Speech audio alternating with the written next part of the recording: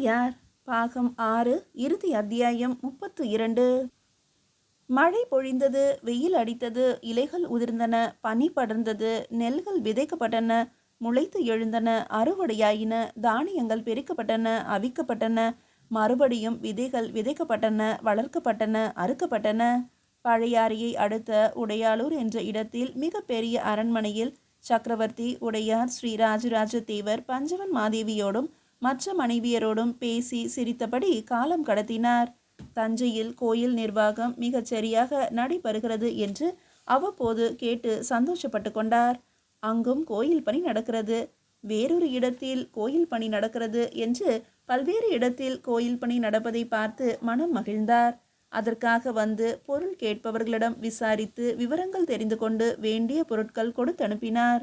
ராஜேந்திர சோழனுடைய கோயில் வெகு வேகமாக வளர்ந்து கொண்டிருக்கிறது என்றும், சண்டேஸ்வர நாயனாருக்கு முடிசூட்டும் இறைவன் சிற்பம் மிக அற்புதமாக வந்திருக்கிறது என்றும், மிக பெரிய சந்திரகாந்த கல் தளமாக அமைக்கப்பட்டு விட்டது என்றும், கருவறை குளுமையாக இருக்கிறது என்றும், லிங்கம் முழு லிங்கமாக எந்தவித பிளவும் இல்லாமல் ஒரே கல்லால் செய்யப்பட்டது என்றும் செய்திகள் வந்தன. தன்னை விட மிக ஆற்றலோடு ராஜேந்திர சோழர் ஆட்சி செய்து கொண்டிருப்பதை கண்டு சக்கரவர்த்தி சந்தோஷமானார். ராஜேந்திர சோழருடைய மகன் ராஜராஜனை கொண்டு வந்து அவன் மனைவி மடியில் கிடத்தினாள். பஞ்சவன் மாதேவி மனம் நெகிழ்ந்தாள். குழந்தைக்கு நகைகள் போட்டு ஆனந்தப்பட்டாள். அவனை தோளில் வைத்து கொண்டு சக்கரவர்த்தி உடையார் ஆனந்த கூத்தாடினார். இறுக்கி தழுவி முத்தமிட்டார். பிறகு அவன் தாயிடம் கொடுத்துவிட்டு மறுபடியும் தனியே வயல்வெளியில் உலாவ போனார். போதும் என் சிவனே, இத்தோடு போதும் என் இறைவா. என் வம்சத்தின் அடுத்த தலைமுறையையும் அதற்கு அடுத்த தலைமுறையையும் நான் பார்த்து விட்டேன். இத்தனை போர்களில் ஈடுபட்டும் வெட்டுப்படாது செத்து போகாது என் வம்சத்தை பார்த்து கொண்டிருக்கிறேன். இது போதும். என்னால் இந்த பூமியில் என்னவெல்லாம் செய்ய முடியுமோ அத்தனையும் செய்துவிட்டேன். இறைவனே, உன்னை பார்க்க வேண்டும், உன்னோடு இருக்க வேண்டும் என்று தனியாத ஆசை மட்டும் என்னிடம் இருக்கிறது. நான் வருகிறேன். இங்கு எனக்கு போதும். என் உடம்பு இதற்கு மேல் தாங்க மறுக்கிறது. இதற்கு மேல் இந்த கூற்றுக்குள் இருக்க மறுக்கிறது. இந்த இடம் எனக்கு பிடிக்கவில்லை. நான் விலக விரும்புகிறேன். பரந்துபட்ட இடத்தில் சுந்தர ரூபமாய் உனக்கு அருகே இருக்க விரும்புகிறேன் என்று உள்ளுக்குள்ளே அரற்றினார். கண்ணில் நீர் வழிய வானத்தை பார்த்தபடி இருந்தார். மெல்ல தளர்வாக நடந்து அரண்மனைக்கு வந்தார். அரண்மனையில் ஒரு வசந்த மண்டபம் 4 தூண்களோடு நிறுத்தப்பட்டிருந்தது. சுற்றிலும் குட்டையாய் பூச்செடிகள் வளர்க்கப்பட்டிருந்தது. அதற்கு நடுவே போய் அமர்ந்து கொண்டார். எந்தவித யோசனையும் இல்லாமல் வெறுமே சிறிது நேரம் பார்த்து கொண்டிருந்தார். பிறகு கால் விரித்து படுத்து கொண்டார். தலைக்கு ஏதேனும் கொண்டு வரட்டுமா என்று தாதிகள் ஓடி வந்தார்கள். எதுவும் வேண்டாம் என்றார். மனக்கட்டையை வைத்தார்கள். வேண்டுமென்றால் எடுத்துக்கொள்ளுங்களேன் என்பது போல அருகே நின்றார்கள். ஆனால் சக்கரவர்த்தி அசையாது இருக்க சற்று நேரம் கவனித்துவிட்டு பின்னடைந்து போனார்கள். பஞ்சவன் மாதேவி உறங்கிவிட்டது தெரிந்தது. விளக்குகள் அனைத்தும் அணைக்கப்பட்டதை உணர முடிந்தது. வானம் நீல நிறமாக இருந்தது. நட்சத்திரங்கள் கண் சிமிட்டின. வெள்ளை நிலவு தொலைவில் தோன்றியது. மெல்ல மேலெழுந்தது. உள்ளே ஒரு குளுமை அதிகமாயிற்று. வயிறு குழைந்தது. நெஞ்சை கீழே இழுத்தது. நெஞ்சு கீழே இழுக்க இழுக்க தலையில் வேகமாக இரத்தம் பாய்ந்தது. உடையார் எழுந்து உட்கார்ந்தார். ஏதோ ஒரு வேதனை நடக்கிறதே உள்ளே, என்ன அது என்று கவனித்தார். தூக்கம் போலும் கண்கள் இழுத்தன. காதுக்குள் ஓயாத ஒலி ஒன்று கேட்டுக்கொண்டிருந்தது. காது அடைத்தது. காது அடைக்கும் நேரத்தில் நெஞ்சு இழுத்தது. நெஞ்சு இழுக்கும் நேரத்தில் வயிறு குழைந்தது. அதே நேரத்தில் உள்ளுக்குள் இருந்த ஏதோ ஒரு வாயு வெளியேறிற்று. ஹ, உயிர் போவது போல வயிற்றுக்குள்ளிருந்து வாயு கிளம்புகிறதே என்று நினைத்தார். மறுபடியும் தூணில் சாய்ந்து கொண்டு வெட்ட வெளியை பார்த்தார். ஊர் அமைதியாக இருந்தது. குதிரைகள் கனைக்கும் சத்தம் கேட்டது. தொலை தூரத்தில் மாடுகள் புற்களை தேடி நடந்து கொண்டிருப்பது தெரிந்தது. கூட்டிற்குள்ளே உள்ள கோழி எதற்கோ அச்சப்பட்டு சடசடுத்தது. சக்கரவர்த்தி மெல்ல எழுந்து உலாவினார். தொலைவிலிருந்து அரண்மனையை பார்த்தார். இது யாருடைய ஊர்? எவருடைய இடம்? என்னுடைய இடமா? நான் வாழ்ந்து வளர்ந்த இடமா? உடையாளூர் என் தேசமா? இதுவா என் இருப்பிடம்? இல்லையே, இது ஒரு மயக்கம் அல்லவா என்று யோசித்தார். வாய்விட்டு சிரித்தார். மறுபடியும் வந்து உட்கார்ந்து கொண்டார். தொலை தூரம் பார்த்தார். மீண்டும் நெஞ்சு கனத்தது. தலை இழுத்தது. வயிறு குழைந்தது. மீண்டும் அடி வயிற்றிலிருந்து வாயு பிரிந்தது. கண்கள் இருண்டன. உடம்பு சொடுக்கி போட்டது. குளிர துவங்கியது. சால்வையை மிக சிரமப்பட்டு இழுத்து போர்த்தி கொண்டார். தலையை நேரே வைத்து கொள்ள முடியவில்லை. தூணில் சாய்ந்து கொண்டார். முதுகு கனமாக, உடம்பு மொத்தமும் தூணில் சாய்ந்தது. சேவல் பெரும் குரலெடுத்து கூவியது. இன்னும் சற்று பொறுத்து கரிச்சான்கள் முன்னும் பின்னும் அலைந்தன. மேலே பறந்த தும்பிகளை அலைந்த வாக்கிலேயே கரிச்சான்கள் கொத்தி தின்றன. இன்னும் மெல்ல கிழக்கே வெளிச்சம் படர காக்கைகளின் குரல்கள் கேட்டது. இவர் உள்ளே தன்னை ஆழ்ந்து கவனித்தார். எல்லா சத்தமும் கேட்டுக்கொண்டிருப்பது எது?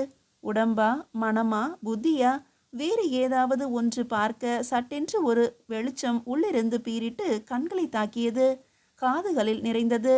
உடம்பு முழுவதும் அந்த வெளிச்சம் பரவியது. என்ன என்ன அது வெளிச்சம் என்று பார்க்கும்போது அதுவே தான் என்று அவருக்கு தெரிந்தது. அவர் அமைதியானார். இதுதானா? இந்த ஒளி நான் தானா? இதுதான் என் இருப்பா? இது ஒளி ரூபம் அல்லவா? அந்த ஒளி ரூபம் இறைவனை நோக்கி நகர வேண்டுமே.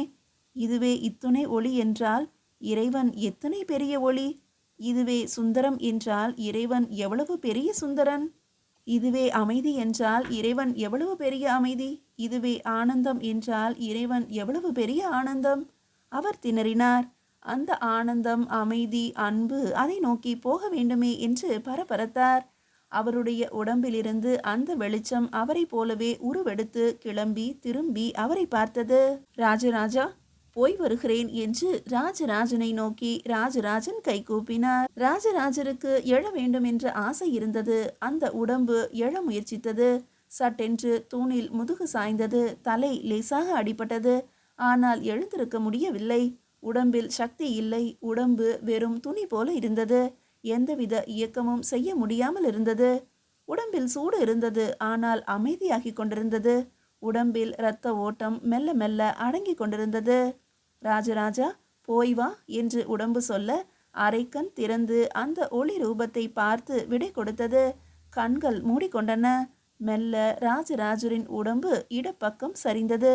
அந்த ஒளி ரூபம் அவரையே சற்று நேரம் பார்த்துவிட்டு மெல்ல இறங்கி அரண்மனைக்குள்ளே போய் பஞ்சவன் மாதேவியை பார்த்தது. பஞ்சவன் மாதேவி அதை உணர அவள் திடுக்கிட்டு எழுந்தாள். அது அமைதியாக அவளை பார்த்தது. அவள் யாரது என்றாள். ஒளி ரூபம் மெல்ல அவளை கடந்து அவள் காண கூரையின் வழியே மேலே பறந்தது. சோழ தேசத்து சக்கரவர்த்தி உடையார் ஸ்ரீ ராஜராஜ தேவர் இறைவனடி சேர்ந்தார். சோழ தேசம் வாய்விட்டு கதறியது. நெஞ்சில் அடித்து கொண்டு தரையில் புரண்டது. தலையில் அடித்து கொண்டு கதறிற்று. தெய்வமே தெய்வமே என்று பிளிரிற்று. சோழ தேசத்தின் எல்லா ஊர்களில் இருந்தும் ஆண்களும் பெண்களும் குழந்தைகளும் கிழவர்களும் உடையாளூர் நோக்கி வந்தார்கள். ஒருவரையொருவர் பார்த்து துக்கம் விசாரித்து கொண்டார்கள். இந்த தோளை பிடிச்சுக்கிட்டு சக்கரவர்த்தி ஐயா எவ்வளவு தூரம் நடந்து வந்தாக தெரியுமா என்று விதவிதமாக தங்கள் அனுபவங்களை பரிமாறிக்கொண்டார்கள். அனுபவம் இல்லாதவர்கள் கூட அவரோடு வாழ்ந்த அனுபவத்தை பெற்றார்கள். நெகிழ்ந்து போய் நின்றார்கள். கண்ணில் நீர் வழிய ஏதேதோ சொல்லி பிதற்றினார்கள். சக்கரவர்த்தி ராஜேந்திரர் தன்னுடைய குதிரையில் ஏறி பழைய அறையிலிருந்து சாறை சாறையாய் உடையாளூர் நோக்கி போய்க் கொண்டிருந்த ஜனங்களை கடந்தபோது அவர்கள் கதற கேட்டுவிட்டு கல்லென குதிரையில் அமர்ந்திருந்தார். கால்களை பிடித்து கொண்டும் கைகளை தொட்டும் குழந்தைகள் போல ஜனங்கள் அழுவதை பார்த்து கண் கலங்கினார். முகம் சிவந்திருந்தது. ஆனால் உதடு இறுகி இருந்தது. யார் அழுதாலும் நான் அழமாட்டேன் என்பது போல ஒரு இருமாப்பு இருந்தது. ஒரு பிடிவாதம் இருந்தது.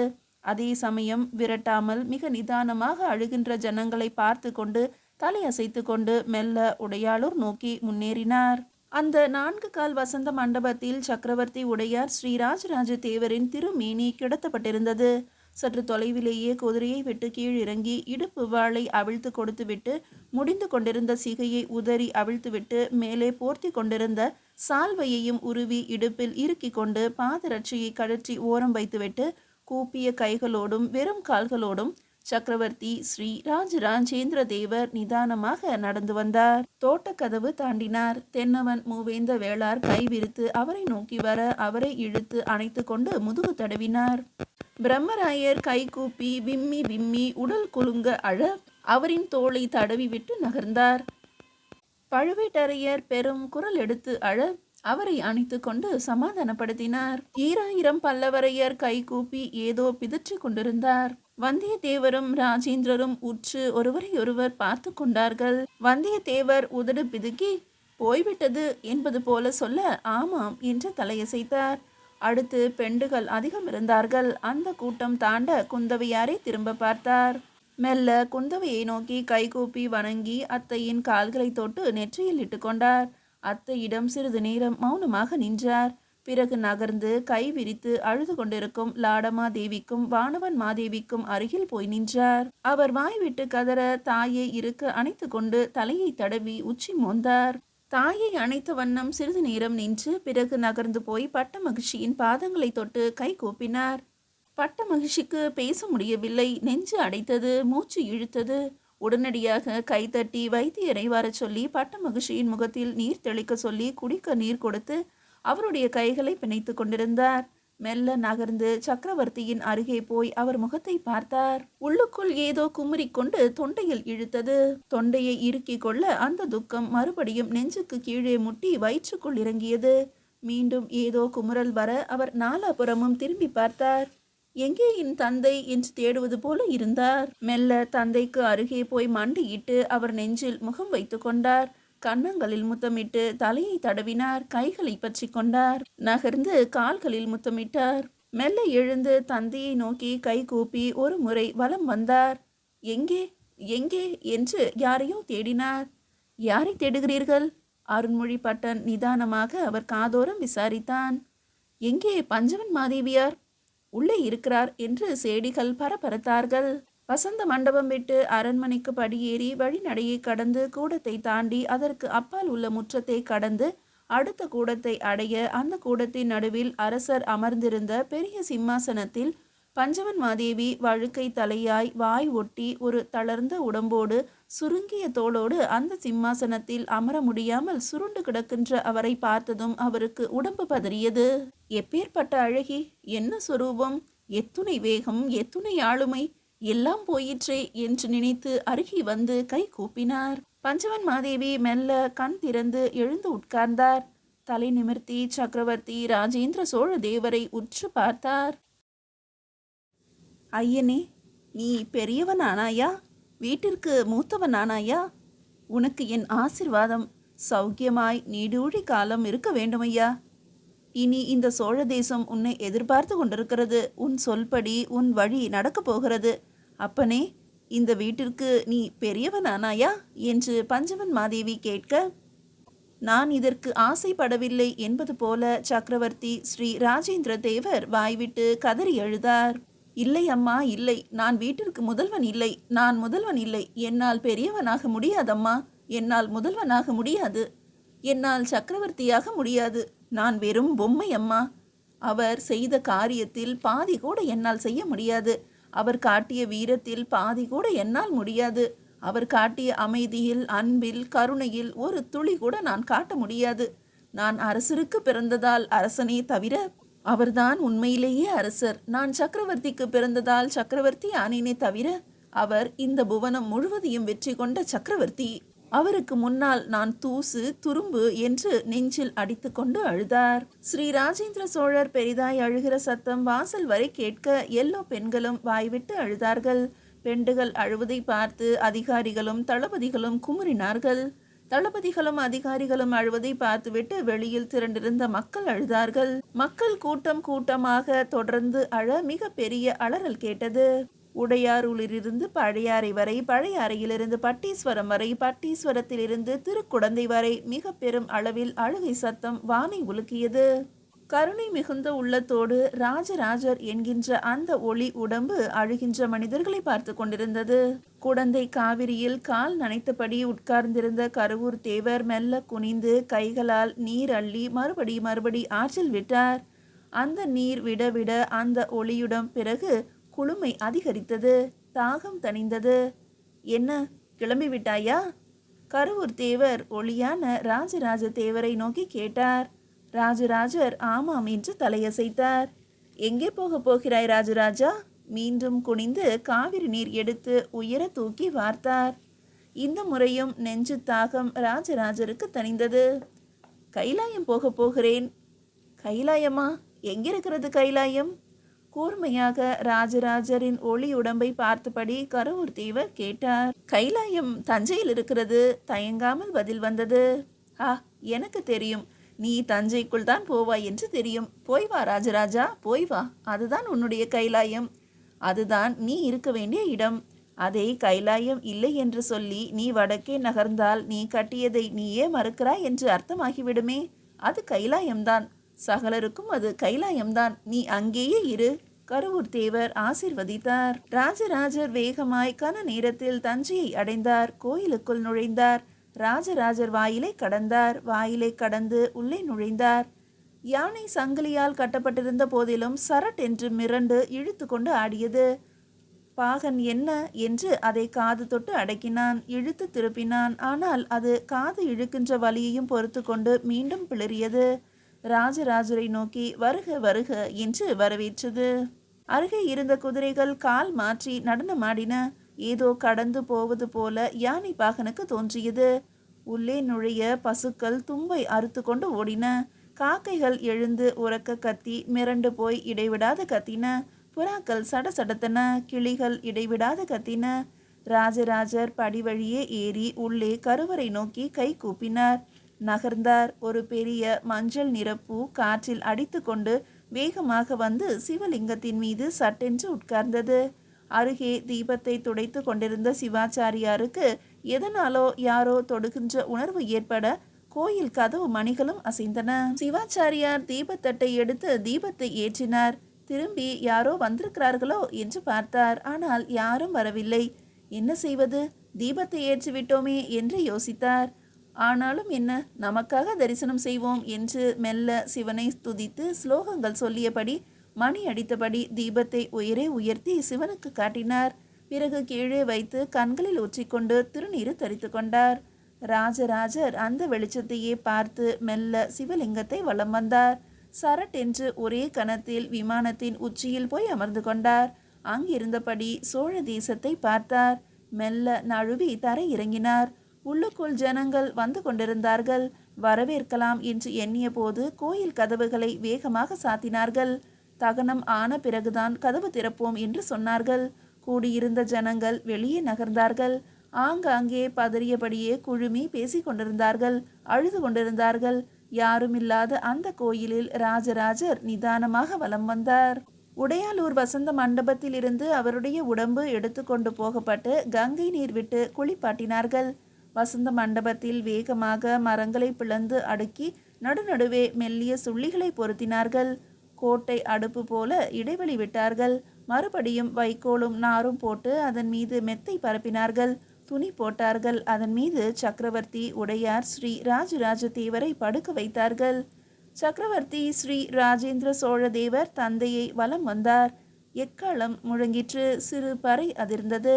பெரும் பறையும் அதிர்ந்தது. சோழம் சோழம் என்று ஜனங்கள் உரக்க கத்தினார்கள். போர் வீரர்கள் வாளால் கேடயத்தை அடித்தார்கள். சக்கரவர்த்தி ஸ்ரீ ராஜேந்திர சோழ தேவர் சிதைக்கு நெருப்பு மூட்டினார். சில கணங்களில் காய்ந்த விறகுகள் எளிதில் பற்றி கொள்ள சிதை கொழுந்துவிட்டு எரிந்தது. சக்கரவர்த்தி உடையார் ஸ்ரீ ராஜராஜ தேவர் சாம்பலானார். பரமசுவாமி கோயில் கதவுகளை தடேர் என்று திறந்தார்கள். தளிச்சேரி பெண்டுகள் குடங்களோடு உள்ளே நுழைந்தார்கள். ஆட்களும் வேகமாக வந்தார்கள். கோயில் முழுவதையும் நீரார் அலம்பி கருவறையும் மண்டபத்தையும் சுத்தம் செய்தார்கள். இங்கு உட்கார்ந்தல்லவா நிபந்தம் கொடுத்தார், இங்கு உட்கார்ந்தல்லவா இதை செய்தார் என்று வாய்ப்பொத்தி கொண்டு அழுதார்கள். கல்வெட்டில் உள்ள அவர் பெயரை தடவி பார்த்தார்கள். ஸ்ரீ பரமசுவாமிக்கு அன்னம் நைவேத்தியமாயிற்று. உள்ளே ஜனங்கள் வர பசித்த ஜனங்களுக்கு கோயில் பரிசாரர்கள் சோறு போட்டார்கள். சாப்பிடும்போது ஜனங்கள் அழுது கொண்டே சாப்பிட்டார்கள். இரவு மழை வந்தது. மழைக்கு பிறகு வெயில் வந்தது. வெயில் காலம் போன பிறகு மழைக்காலம் வந்தது. மழைக்காலம் போன பிறகு பனிக்காலமும் வந்தது. பனிக்காலத்துக்கு பிறகு இலையுதிர் காலம் வந்தது. இலையுதிர் காலத்துக்கு பிறகு மறுபடியும் வெயில் வந்தது. காலங்கள் உருண்டோடின. மழையிலும் வெயிலிலும் பனியிலும் நிலவிலும் இருளிலும் பொன் வேய்ந்து அந்த விமானம் பளபளத்தது. அந்த விமானம் பார்த்தவரெல்லாம் சக்கரவர்த்தி உடையார் ஸ்ரீ ராஜராஜ தேவரின் பெயரை சொன்னார்கள். மிக பெரிய கடற்படை எடுப்புக்கு ராஜேந்திர சோழர் மிக கவனமாக தன்னை தயார் செய்து கொண்டார். கடற்படை எடுப்பதற்கு முன்பு தெற்கே குடந்தை தாண்டி பழையாறை நகருக்குள் புகுந்து அங்கு உள்ளோர்களை குசலம் விசாரித்தார். உடையாளூருக்கும் வந்தார். பஞ்சவன் மாதேவி நடமாடினாலும் மனம் சோர்ந்து கிடந்தார். அம்மா, ஏதாவது வேண்டுமா? எல்லாம் குறைவர கிடைத்து கொண்டிருக்கிறதா? உங்களுக்கு உதவி செய்ய காத்திருக்கிறேன். என்ன வேண்டும் சொல்லுங்கள். இங்கு வேண்டுவது என்று எதுவும் இல்லை ராஜேந்திரா. இது எல்லாம் நிறைந்த வளமான அரண்மனைதானே. நான் மரணத்திற்கு காத்து கொண்டிருக்கிறேன் என்று பஞ்சவன் மாதேவி சொல்ல, அப்படி சொல்லாதீர்கள் அம்மா. இன்னும் நீங்கள் நன்கு வாழ வேண்டும், உடல் நலம் தேர வேண்டும். இனி தேறுவது என்பது இல்லை. அதுவும் தவிர எனக்கு எல்லாம் இருக்கிறது ராஜேந்திரா.